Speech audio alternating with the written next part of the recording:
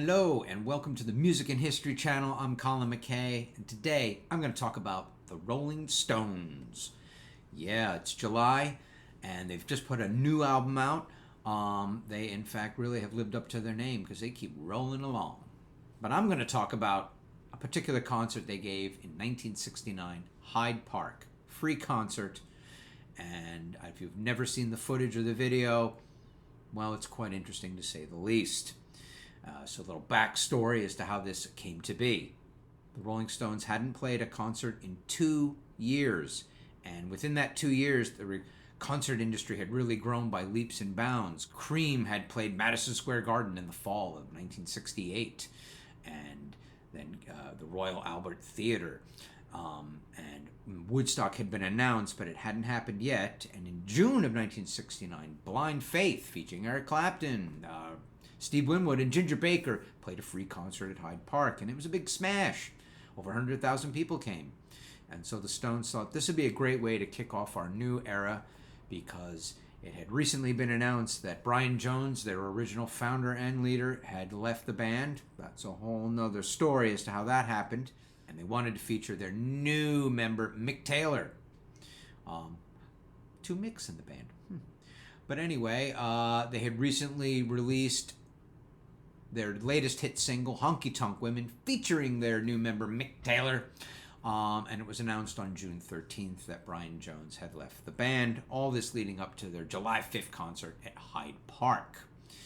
It was going to be free. It was going to be paid for by the rights were sold to Granada British Television, and they were going to film it and release and show it on television at a later date.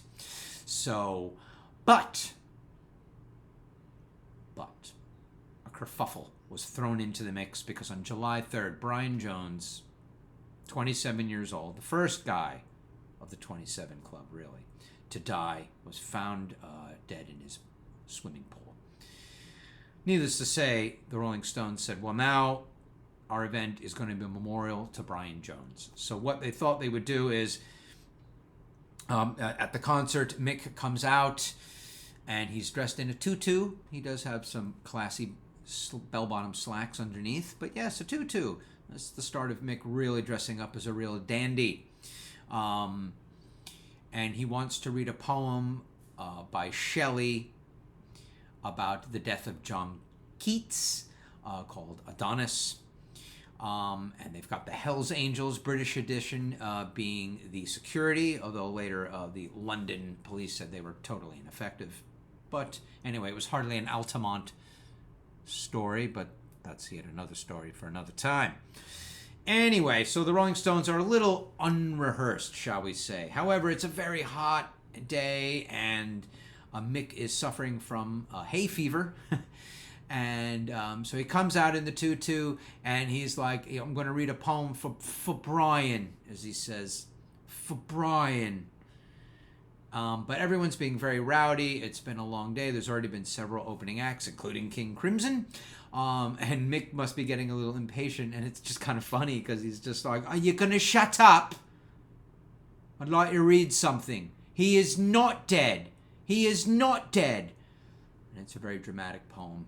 And the finale of the poem is some white butterflies are to be released into the sky, depicting the soul of Brian Jones. But sadly, due to the heat, when they opened the box, many of the butterflies had died, and they just sort of fluffed out of the box, the ones that were left. You could take that as a sign. Then the Stones started to play, but the guitars aren't in tune. They're very under-rehearsed, and they're playing a song by Johnny Winter called I'm Yours, I'm Hers. Apparently it was a favorite song of Brian Jones, but the audience doesn't really know this, and the Stones come on out and play this. The sound is okay. As I said, they're a bit unrehearsed. The guitars are having a hard time staying in tune. Mick's suffering from hay fever. The butterflies are falling over dead. They do play Honky Tonk Women amongst other songs, and then they have a great big finale by having a gentleman by the name of Ginger Johnson, who had an African percussion troupe, come on up during Sympathy for the Devil, and they play that with all the bongos and the congas on the drums and people dancing around on the stage and Mick giving it his all. And it's just interesting because it's in the daytime, so there's no dramatic lighting. It's the early stages of big concerts, and you can see, I guess, in some ways, just how raw and how maybe how uncarefully scripted the whole thing is.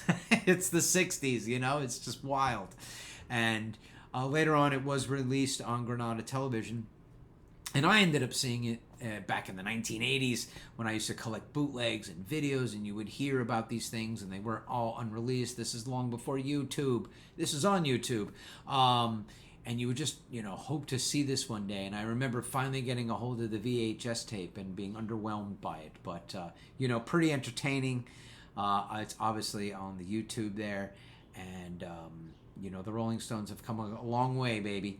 They even redeemed it all with their fall U.S. tour of 1969, although the Altamont kind of clouded over the event. If you're not familiar, I'll make another video about that. But anyway, Rolling Stones, Hyde Park.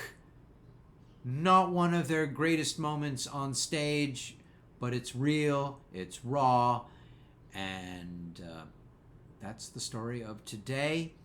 And I plan to tell more stories here on the Music and History channel. And just to remind you that I do give music lessons. That's ColinMcKay.net and my band Mystic Twang. We do sometimes play some Rolling Stones songs, so check out our videos also on YouTube. And I leave you with that thought today. Rolling Stones, Hyde Park, 1969. Check it out.